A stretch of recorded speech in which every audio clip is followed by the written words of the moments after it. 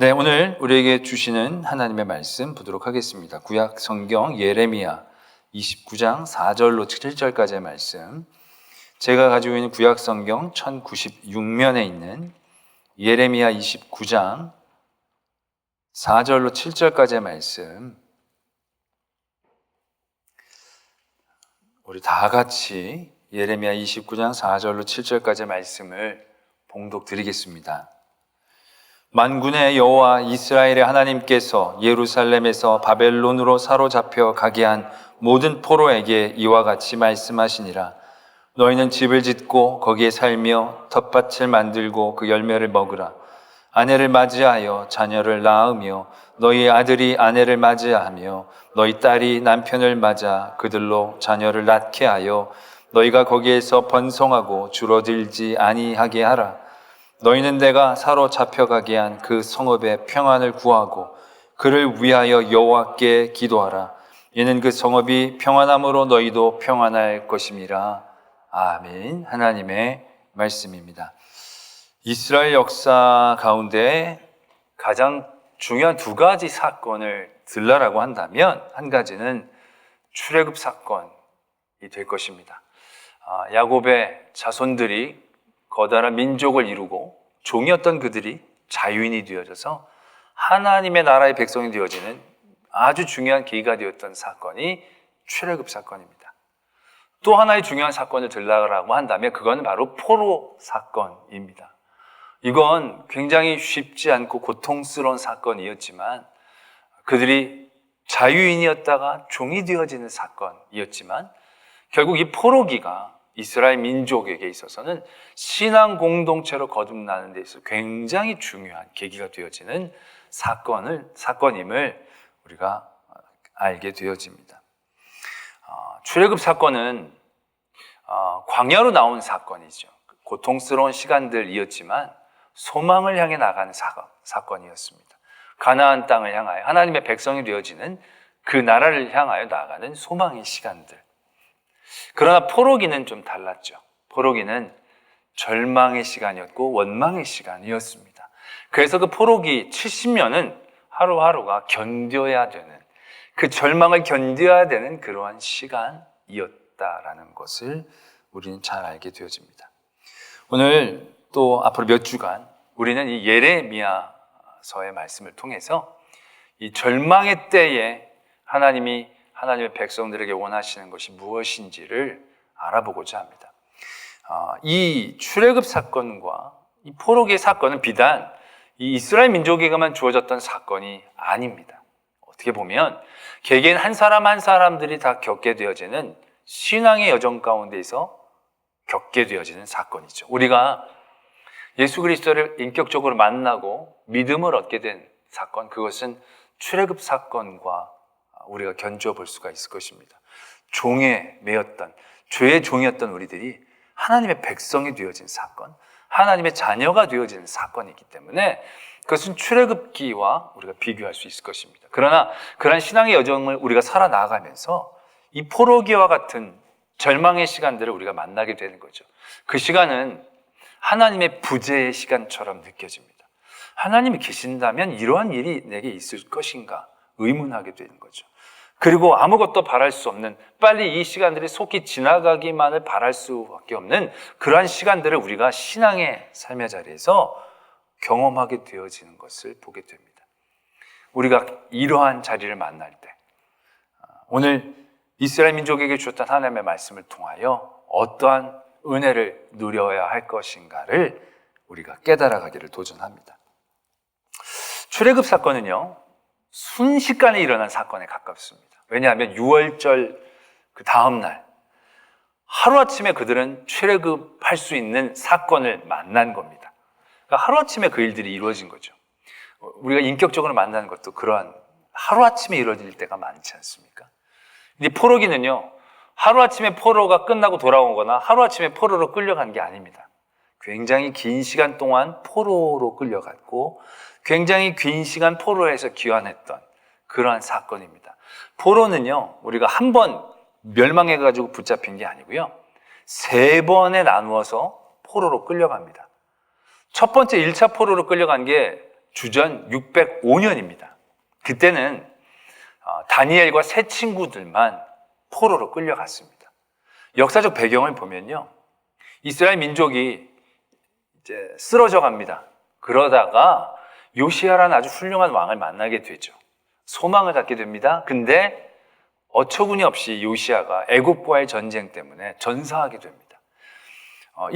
그 당시 남유다는 아수르와 동맹 관계 가운데 있었는데, 이 애굽이 아수르를 공격하러 올라갈 때에 이 요시야가 의리 있게 그 아수르를 공격하러 가는 애굽을 막아선다라고 하다가 거기서 전사를 하게 되죠. 그리고 요시야가 죽은 다음에 애굽이 여호와김이라는 왕을 세우게 됩니다. 그리고 나서 애굽은 물러나게 되죠. 근데 그때 바벨론이라는 나라가 커지면서 바벨론을 섬길 것을 강요하죠. 그래서 처음에는 이 여호와김이 바벨론을 섬겼습니다. 3년 동안 바벨론 섬기다가 배반을 하죠. 그래서 그때 이 느부갓네살 왕이 공격을 해옵니다. 점령을 해서 그때는 귀족들, 왕족들 가운데 뛰어난 소년들만 포로로 끌고 갑니다. 왜냐하면 느부갓네살이 모든 점령지의 왕족들, 귀족들의 엘리트들을 데리고 와서 바벨론식으로 교육을 시켜서 제국을 다스리려는 그러한 계획을 갖고 있었기 때문에 1차 포로는 그렇게 몇 명만 가게 됩니다. 그리고 나서 여호와김 왕이 죽고 여호와긴 왕이 세워지게 될 때, 이 여호와긴 왕 때에 느부갓네살 왕이 다시 공격을 하게 됩니다. 한 7년 뒤의 이야기입니다. 그때는 이 바벨론이 자신들의 도성을 건축하고 건설하고 유지하기 위한 인력이 필요했던 것 같습니다. 그때 아마 이 2차 포로 때 10,000명의 사람이 끌려가게 됩니다. 이때 모든 이스라엘의 중요한, 남유다 왕국의 중요한 사람들이 다 끌려가죠. 기술자들, 엘리트들, 관리들이 이때 거의 다 끌려가게 됩니다. 끌려가게 되면서 시드기야라는 왕을 세워놓게 되죠. 그리고 나서 12년 뒤에 이제 마지막으로 시드기야 왕이 또 이 바벨론을 배반하게 되니까 공격을 해오게 되죠. 근데 그때 공격을 해왔을 때 한 2년 정도 투쟁을 합니다. 이 시드기야 왕이. 예레미야에서의 그때 그 얘기가 쭉 있죠. 나중에 바벨론이 그 예루살렘 성을 함락하고 나서 2년 동안 그 성을 함락하느라고 고생을 했으니 얼마나 다들 화가 잔뜩 나 있었겠습니까? 그래서 그때 예루살렘이 초토화가 됩니다. 모든 걸 다 무너뜨립니다. 그래서 그 나중에 총독이 남겨져서 이스라엘을 다스릴 때 예루살렘에 있지를 못합니다. 미스바에서 다스리게 됩니다. 왜? 예루살렘은 더 이상 있기가 어려우니까.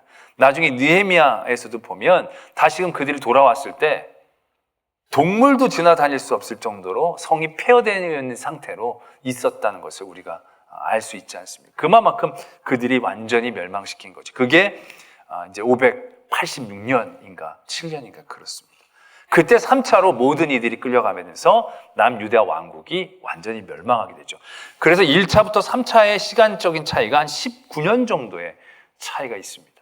그러니까 19년 동안 이들은 계속 바벨론에게 점령당하고 짓밟히고 또 지배를 당하면서 포로로 끌려가는 그런 고통의 시간들이 계속되어 왔다는 것이죠. 그 중에서 오늘 우리가 읽은 예레미야 29장의 말씀은 2차 포로로 끌려갔던 사람들에게 예레미야를 통하여 주셨던 하나님의 말씀인 것입니다. 그런데 여러분, 2차 포로로 끌려갔던 사람들의 상황을 우리가 좀 더 들여다볼 필요가 있는데, 2차로 포로로 끌려간 사람들은요, 아주 그 나라에 뛰어나고 그 나라에 충성심이 있는 사람들이었습니다. 그리고 아직 그 나라는 멸망하지 않았습니다. 이런 사이에서 이 10,000명 정도의 바벨론으로 끌려온 이들이 어떤 마음으로 그곳에 있었겠습니까? 이들은 곧 돌아갈 것으로 기대했습니다. 그도 그럴 것이 거짓된 예언자들이 한 2, 3년 뒤에 우리는 올라갈 수 있을 것이다. 그러면서 이 바벨론이 여러 내정에 왕위를 놓고 여러 가지 분란들이 있었기 때문에 이 사람들이 그걸 기대한 거죠. 이거 오래 가지 않을 수 있겠다. 그러면서 그들이 그 나라의 마음을 붙이지 못하고 있는 상황이었다는 거죠. 그리고 또 한 가지는 이들이 하나님에 대한 원망을 품고 있었다는 거죠. 왜냐하면 신 대 신의 싸움에서 진 것처럼 느껴지기 때문에 하나님이 부재하신가? 그런 생각을 가질 만한 자리였다는 겁니다. 그리고 또 하나는 그들만 끌려온 것이지 않습니까? 그리고 이러한 포로에 대한 예고가 되어졌던 이유가 여러 죄악 때문에 이러한 일들이 이루어질 것이다라고 하나님이 얘기하신 것이 있지 않습니까? 그들에게 생각되어지는 것은 바로 그겁니다. 왜 조상들의 죄를 우리가 다 뒤집어 써야 하느냐? 이거 왜 쌓이고 쌓여서 그 조상들의 죄는 조상들이 물어야 되는데 왜 그게 쌓여가지고 우리가 다 뒤집어 써야 되느냐? 만명 우리끼리 왜 이게 다 우리가 이걸 감당해내야 하는가? 라는 어떤 하나님에 대한 원망과 부재에 대한 절망감들이 공존해 있는 굉장히 어려운 자리에 그들이 있었다는 것이죠. 그들에게 오늘 하나님께서 예레미야를 통하여 말씀하고 계신다는 것입니다. 그 첫 번째 내용이 뭐냐면 너희는 거기에 집을 짓고 거기에 살며 텃밭을 만들고 그 열매를 먹으라. 아내를 맞이하여 자녀를 낳으며 너희 아들이 아내를 맞이하며 너희 딸이 남편을 맞아 그들로 자녀를 낳게 하여 너희가 거기에서 번성하고 줄어들지 아니하게 하라 라고 말씀하고 계시는 겁니다. 이건 너만 결혼하라는 게 아니라 결혼해서 애를 낳으면 그 애도 결혼해서 애를 낳으라는 겁니다. 그건 굉장히 오랜 시간들을 이 땅에서 있어야 한다는 것을 의미하고 있는 것이겠죠. 또 그들은 여기에서 빨리 벗어나기만을 원했는데 그 마음을 내려놓기를 원하고 계시는 거죠. 그래서 그 자리에서 너희들이 무엇을 해야 할 것인가를 보게 하신다는 겁니다. 지금 그들은 절망하고 자포자기 상태에 있는 겁니다. 여기서 그냥 시간 때우다가 빨리 돌아가기만을 원하고 있는 것이죠. 근데 하나님은 그들에게 그곳을 보게 하신다라는 것이죠. 그곳은 그냥 버려야 될 땅, 무시해야 될 시기들, 지나가야만 그냥 견디고 그냥 우리가 빨리 지나가기만 원하는 그런 시간과 자리가 아니라 그곳에서 우리는 최선을 다해야 한다는 것이죠. 그것을 바라보며 그곳에서도 우리가 하나님의 일들이 무엇인지를 바라볼 수 있는 그러한 노력과 도전들이 있어야 한다는 것입니다. 거기 아까도 말씀을 드렸지만 지금 하나님의 부재에 대한 의심들 또 하나님에 대한 원망의 생각들로 그 자리에 차여 있습니다. 정말 아무것도 할 기력을 찾지 못하게 되어지는, 여기서 뭘 해? 여기서 해봐야 무슨 소용이 있어? 라고 생각할 수밖에 없는 그런 자리에서 집을 지으라고 하시는 겁니다. 밭을 일구고 먹으라고 얘기하십니까? 먹어 뭐하게요? 그래도 먹으라는 것입니다. 결혼하라는 것이 애 낳으라는 얘기죠. 여기 종에서 내가 종으로 자신을 하면 종이 종밖에 더 되겠느냐? 아니라는 겁니다. 최선을 다해서 그곳에서 도전하라 라고 말씀하고 계신다라는 것이죠. 때문에 우리가 다니엘의 삶에서 그걸 엿볼 수가 있죠. 다니엘이 포로로 끌려갔지만 거기에서 거부하고 안 먹고 나 여기 안 배워 그렇게 한 게 아니라는 겁니다. 그 바벨론의 교육을 그대로 받는 겁니다. 어떻게 보면 쇠퇴당할 수도 있는 건데 그들에게 이용당할 수 있는 것처럼 보이겠지만 하나님은 그곳에서 보라고 얘기하신다는 거죠. 그곳에서 최선을 다할 것들을 찾으라고 얘기하고 계신다는 것이죠. 그것을 다니엘과 세 친구들이 감당했을 때 결국 그 안에서 하나님의 은혜를 경험하며 그들이 자라가게 되어지는 것을 우리가 발견하게 된다라는 것입니다. 제가 군대 얘기 조금 해도 됩니까? 제가 군대 얘기 다들 싫어하시지만 제가 군에 이제 입대라고 처음 자대 배치를 받았는데요. 자대 배치를 받는 첫날 어떤 일이 있었냐면 저녁에 기합이 있었습니다. 그러니까 내무반 안에 쫙 서 있고 저는 그때 2등병이었으니까 옆도 보지 못하고 앞만 보면서 완전히 긴장을 쫙 해갖고 있는데요. 제가 정확히 기억이 나지는 않는데 아마 그날 낮에 이웃 그 중대랑 그 축구 시합을 했는데 졌던 것 같습니다. 제가 나중에 보면 고참들이 잘못해서 진 게 많거든요. 근데 꼭 매는 수비를 했던 중참들이 매를 맞아요. 그 매를 맞는데 뭘로 때리냐면 야삽으로 때립니다. 야삽이 뭐냐면 이게 군인들이 갖고 다니는 삽 같은 겁니다. 철제로 된 삽이요. 군대 갔다 오신 분들은 알겠지만 그 철제 삽인데 그게 대단히 짧고 둔탁합니다. 그걸로 이제 때리는 겁니다. 저는 보지를 못하고 소리만 들었는데 그 효과음이 장난이 아닙니다. 진짜 퍽 이게 그 신음도요 아주 깊은 곳에서 나오는 신음이 있습니다. 완전히 그렇게 깊은 곳에서 내가 2등병 때 처음 자대를 배치를 받고 그 소리를 들으면서 여기가 지옥이겠구나 라는 생각을 가진 겁니다. 정말 한시도 거기 있기가 너무너무 힘들겠더라고요. 근데 그 전에 무슨 일이 있었냐면 훈련소 퇴소할 때 저희 아버님이 이제 퇴소식에 오셔서 저한테 그런 얘기를 하셨어요. 내가 군종감하고 잘한다. 그 얘기를 저한테 하시는 거예요. 이게 군종감은 군목 중에 제일 우두머리이시거든요. 그냥 잘 안다라고 얘기가 무슨 의미인지 저는 알 수 있었거든요. 아, 나를 군종으로 불러주시려고 하나 보다. 그래서 나는 여기 몇 주만 버티자. 몇 주만 버티자. 그러면서 이제 하루하루 버티는 거예요. 정말 하루하루도 있기가 너무 끔찍한 거야. 아, 타령은 이렇게 하는 거구나. 이런 마음이 타령을 하게 하는 거구나. 그런 이제 느낌을 가지면서 견뎠죠. 아니나 다를까 몇 주 후에 군목께서 저를 부르신다는 거예요. 군종 참모가. 그래서 할렐루야 그러면서 갔죠. 그때 군종 참모님께서 저를 딱 보시더니 군종관님이 말씀을 하셨는데 지금 TO가 다 찼다. 그게 무슨 얘기냐면 너는 안 된다. 이제 그런 얘기인 거죠. 가서 아버님께 말씀 좀 잘 드려라. 나한테 그러더라고요. 그래서 내가 네 알겠습니다 라고 대답은 했지만 너무 눈물이 나는 거예요. 그래서 다시 자대로 오는 걸음이요 정말 너무 끔찍한 거예요. 다시 지옥으로 걸어 들어가는 그런 마음이죠. 거기서 정말 야 내가 여기서 어떻게 거의 2년 넘게 여기서 어떻게 내가 견디나 너무 끔찍한 거예요. 그러다 제가 내가 여기서 이렇게 살 수는 없으니까 그래도 최선을 다해보자. 하나님 그런 귀한 마음을 주신 거예요. 그래서 어떤 결심을 했냐면 내가 그래도 하나님 믿는 사람이니까 교회는 못 섬기지만 부대에서 교회 믿는 사람의 덕이 될 수 있도록 솔선수범하자. 그래서 뭐 이렇게 자원하는 사람 찾으면 내가 무조건 먼저 자원하자. 그런 결심을 하게 됐습니다. 그래서 뭐 힘든 작업할 때 누가 갈래? 그러면 네, 이벽이 비싸! 이래가지고 내가 나가가지고 열심히 몇 건 이제 하곤 했죠. 그거 한 4, 5개월 정도 지난 것 같아요.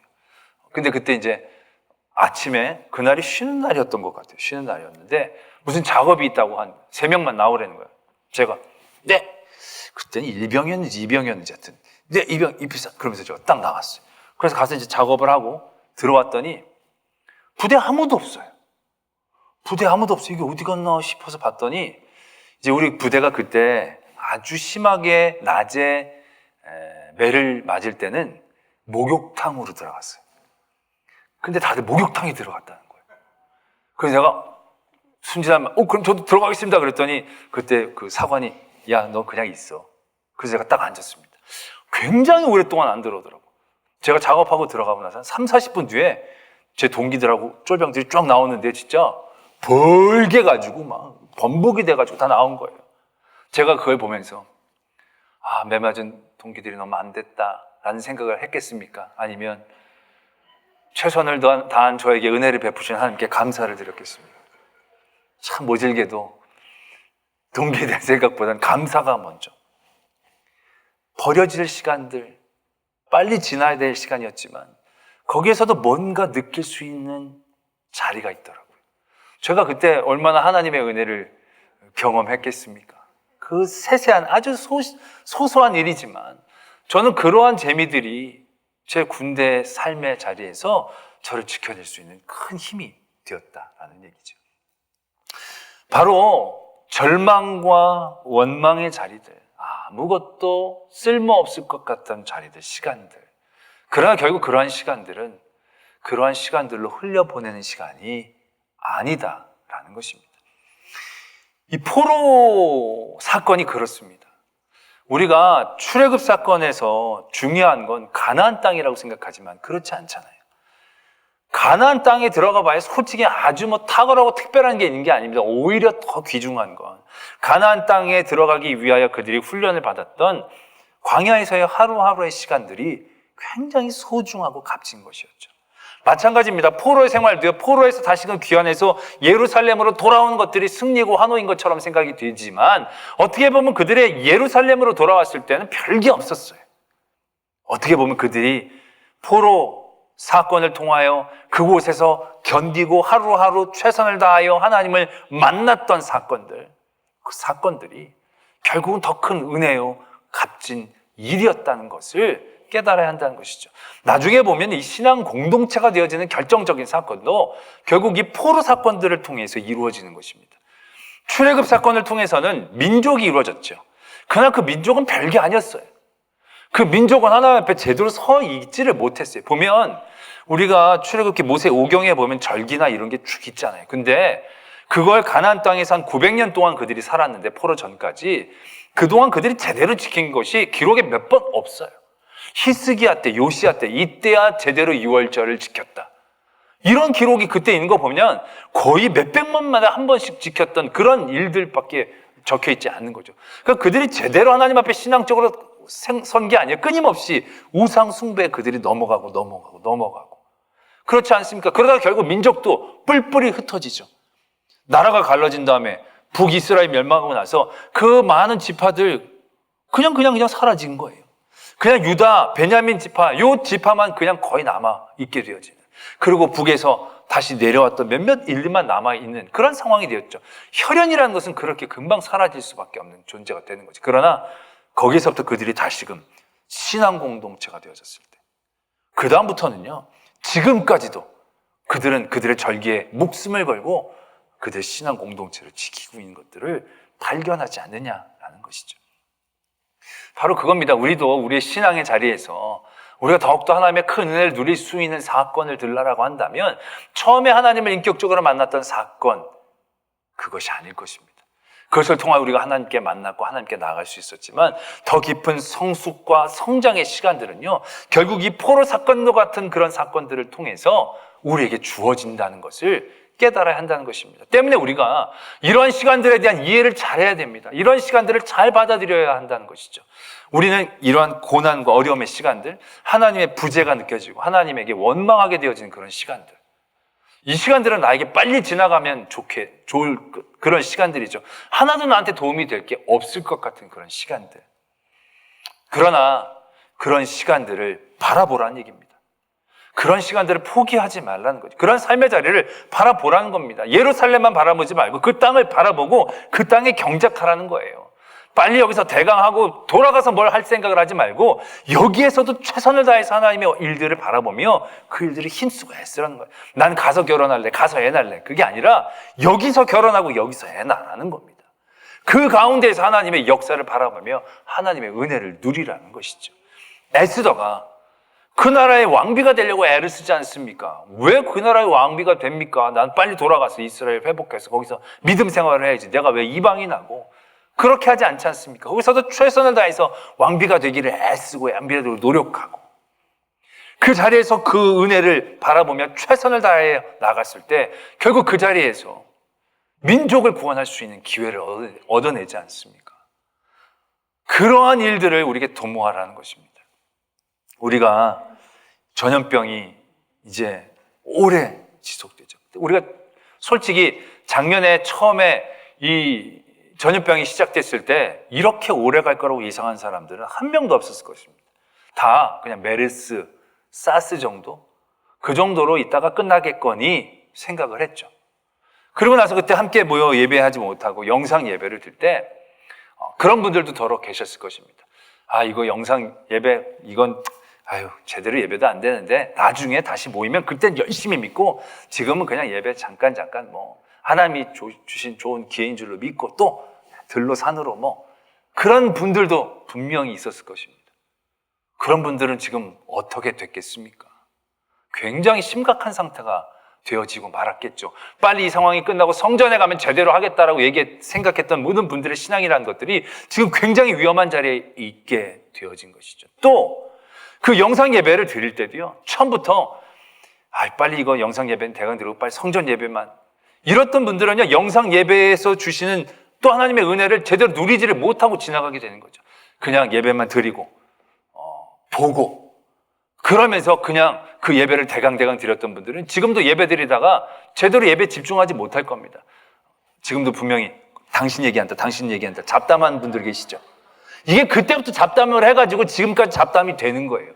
그게 한번 잡담이 되면요, 예배 집중하지 못하거든요.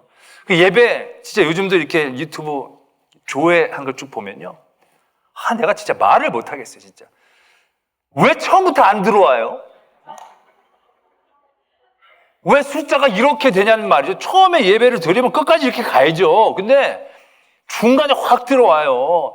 야, 여보 지금 찬양한다 지금 와라. 이거 좀 빨리 설거지 마저 하고 이거 그래가지고 설교 직전에만 앉으면 예배. 여러분 성전 예배 드릴 때도 그렇게 드리세요? 아니잖아요. 최선을 다해 찬양을 하고 처음부터 영상 예배지만 최선을 다하고 여기에서 주신 하나님의 은혜가 영상 예배 난 가서 이게 아니라 여기서도 최선을 다하겠다. 영상으로 드리는 안타까운 상황이지만 여기에서도 하나님이 주신 은혜가 있겠지. 그러면서 처음부터 예배를 드리고 처음부터 집중한 분들은 거기에 은혜를 더 누릴 수가 있는 거죠. 그런데 이걸 아무렇게나 생각하고 빨리 지나가는 것처럼 생각하는 분들이 지금 2년여 그렇게 예배를 드리면서 예배를 온전히 다시금 붙잡기가 쉽지 않다는 거죠.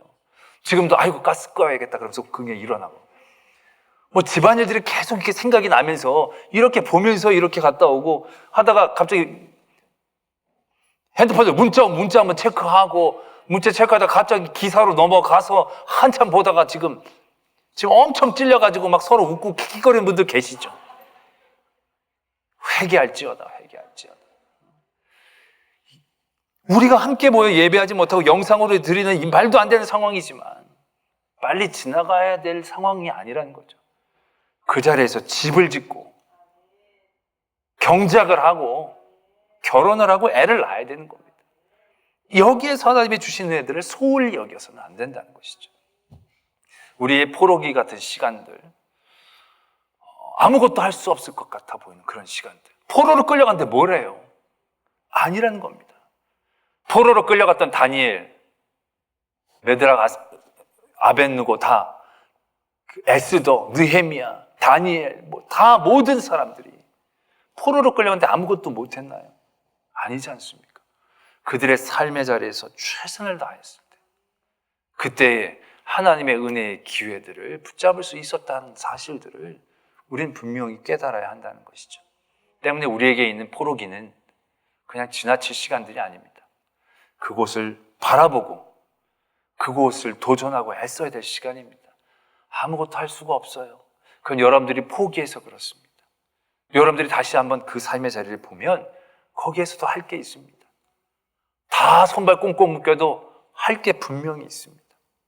그 일들에 대하여 최선을 다하여 도전할 수 있어야 한다는 것이죠. 그리고 나서 그것이 더 귀한 하나님의 은혜로 옮겨가기 위하여 우리는 7절의 말씀이 필요하다는 거죠. 너희는 내가 사로잡혀 가게 한 그 성읍의 평안을 구하고 그를 위하여 여호와께 기도하라. 이는 그 성읍이 평안함으로 너희도 평안할 것입니다. 바벨론은 그들을 공격하고 지금 짓밟고 지배하는 민족이죠. 그 평안을 구한다는 거 쉽지 않을 것입니다. 그러나 이 7절 말씀에서 더 중요하게 생각해야 할 것이 있습니다. 그 성읍을 위해 기도해야 한다는 사실이 아니라 그 기도를 어떠한 중심으로 인하여 시작해야 하는가를 깨달아야 한다는 것입니다. 바로 뭐냐? 내가 사로잡혀 가게 한 그 성읍에서 너희는 여호와께 기도하라 라는 것입니다. 절망과 원망의 시간입니다. 아까도 말씀을 드렸지만 하나님이 부재하시는 것 같은 시간입니다. 그게 포로기 같은 시간입니다. 그럼 굉장히 중요한 회복은요, 그 포로기가 하나님의 부재로 이루어진 게 아니라는 겁니다. 그 절망이 하나님의 부재로 내게 주어진 게 아니라는 겁니다. 나를 끌고 간 건 바벨론이 아니라 하나님이시다라는 거죠. 내가 그 안에서 당하는 모든 시간의 가치들은 바벨론 사람들이 결정하는 게 아니라 여전히 하나님의 결정권 가운데 있다는 사실을 깨닫는 것입니다. 그래야 그 시간이 버려지는 시간이 안 되는 겁니다. 그래야 그 시간이 더 이상 불안해지지 않는 것입니다.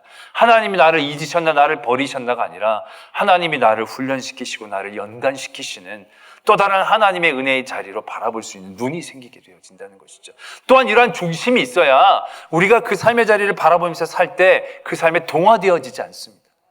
다니엘과 그 3명의 친구들, 그 바벨론의 교육을 받고 그 안에서 승승장구하고 승리하죠. 그러나 중요한 건 바로 뭡니까? 그들에게 동화된 게 아닙니다. 그들에게 넘어간 게 아닙니다. 왜 그들이 그렇게 할 수 있었습니까? 그런 모든 삶의 자리에서 그들이 최선을 다하고 있었음에도 불구하고 그들은 그 중심이 분명했다는 거죠. 왜? 이러한 모든 일들이 이루어지는 것이 하나님께 있다는 것이죠.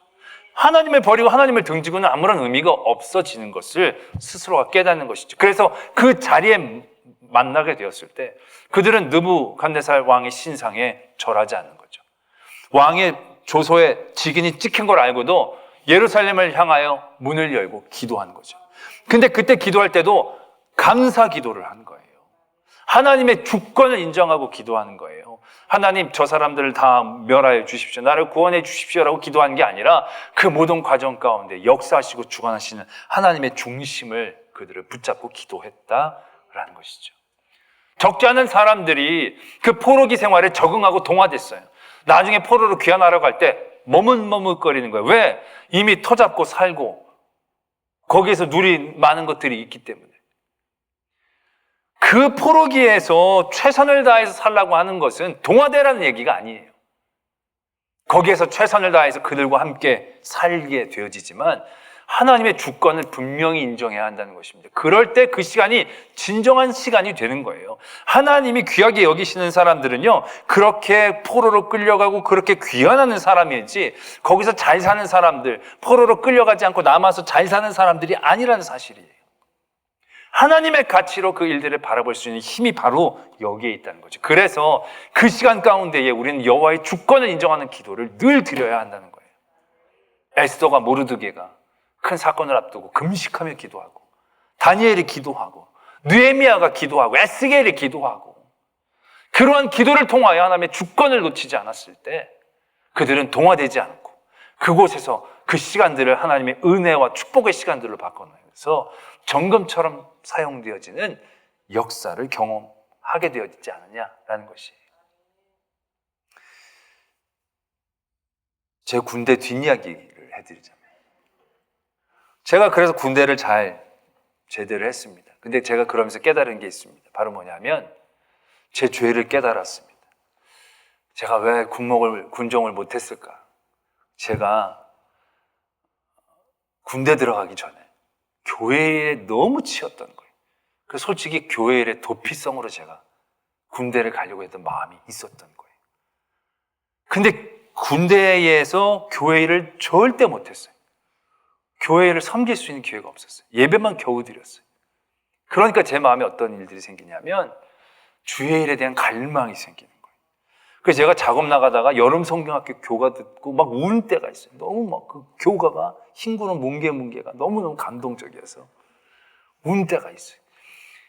그리고 나서 전 제대학을 하고 나서 한 번도 주의 일이 많다고 불평해 본 적이 없어요. 진짜 많이 사역을 했거든요. 그런데 불평이 안 나오는 거예요. 왜? 그때 못했던 한이 있으니까. 그게 너무 귀한 은혜의 시간이 된 거죠. 버려야 할, 무시해야 될, 빨리 지나가야 될, 피하고 싶어 했던 그런 시간이 아니라 내가 하나님 앞에 나갈 수 있는 놀라운 에너지의 시간들이 그 시간들이 되었다는 가치를 깨달을 수 있게 되어졌다는 거죠. 그것이 하나님의 주권을 인정할 때 그 모든 시간들의 해석이 되어지는 거예요. 하나님의 일들로 그런 모든 일들을 바라보게 될 때 그 포로기가 그렇게 받아지게 되는 거예요. 그 시각으로 바라보지 않으면요, 포로는 그냥 고생한 거예요. 귀환해도 그들은 그냥 질이 멸멸한 그러한 민족이 되어졌을 뿐이에요. 그러나 하나님의 주권으로 바라본다면 포로는 놀라운 은혜와 하나님의 축복의 시간이었음을 다시금 깨닫게 되어진다는 것이죠. 우리의 이러한 포로기와도 같은 믿음의 시간들을 우리는 그렇게 도전해야 합니다. 흘려보내는 시간이 아니라 더 큰 하나님의 은혜를 사모하며 이것도 하나님의 주권 가운데 있음을, 그래서 더욱더 하나님을 바라보고 하나님을 붙잡고, 그래서 하나님이 주시는 은혜를 온전히 깨닫고 누릴 수 있는 그런 성도가 되어지기를 소망합니다. 함께 기도하겠습니다. 지금 여러분, 우리는 교회적으로는 포로기와도 같은 시간들을 보내고 있는 겁니다. 이런 시간 가운데 빨리 지나가기만 원하는 게 아니라 우리의 최선을 다해 주시는 은혜들의 기회를 붙잡기를 소망합니다. 그리고 이런 시간들 어쩌면 전처럼 다시 회복할 수 없을지도 모릅니다. 그러나 그럼에도 불구하고 이 시간들은 우리에게 복된 시간으로 바뀔 줄로 믿습니다. 이 시간을 통하여 우리가 더욱더 하나님 앞에 영적으로 깨어 있게 하시고 연단되게 하여 주셔서 더 온전한 믿음의 사람들이 서는 시간들 되게 해 주시옵소서. 개인적으로 지금 포로기를 겪고 있는 분들도 계실 겁니다. 절망과 원망 가운데 쌓이는 그 시간들 포기하지 마시고 그 시간을 바라보고 직시하고 받아들이십시오. 그리고 그곳에서 할 수 있는 최선의 일들을 도전해 주십시오. 그 자리에서 하나님을 만나고 경험하고 그 시간들을 바꿔놓을 수 있는 은혜와 역사가 있을 줄로 믿습니다. 우리의 포로기를 위해서 함께 기도하겠습니다. 하나님 아버지, 우리 눈물과 고통과 신음과 한숨의 시간들, 이 시간들 결국 우리를 아프게 하고 상처 입히게 할 것입니다. 그래서 단순한 상처가 아니라 이것이 흔적되기를 원합니다. 온전한 하나님의 만남이 있게 하시고 깨달음이 있게 하시고 이 자리에서도 하루하루 주신 은혜들을 바라보며 최선을 다하여 나아가게 하실 때 하나님, 우리를 통하여 하나님께서 역사하시고 주관하시며 하나님의 놀라운 이 시간들 계속되게 해주시고, 포로기를 통하여 정금처럼 염단된 그들, 신앙의 공동체로 회복된 그들처럼 하나님, 우리도 이 시간들을 통하여 더욱더 영적으로 성숙할 수 있도록 도와주시옵소서. 빨리 지나가기를 원하는 고통과 절망의 시간들, 그러나 그 시간에도 하나님의 귀한 계획과 은혜가 있음을 보게 하여 주시옵소서. 외면하고 무시하고 또 빨리 좋은 때만을 바라보는 우리의 연약함이 아니라 이곳에 당당히 서서 주신 하나님의 은혜를 갈망하며 그 자리를 지켜나갈 때에 하나님, 우리를 만나주시고 우리와 동행하심을 통하여 더욱더 영적으로 성숙할 수 있는 하나님의 백성 자녀 되게 하여 주시옵소서. 믿사오며 예수 그리스도의 이름으로 기도드립니다. 아멘.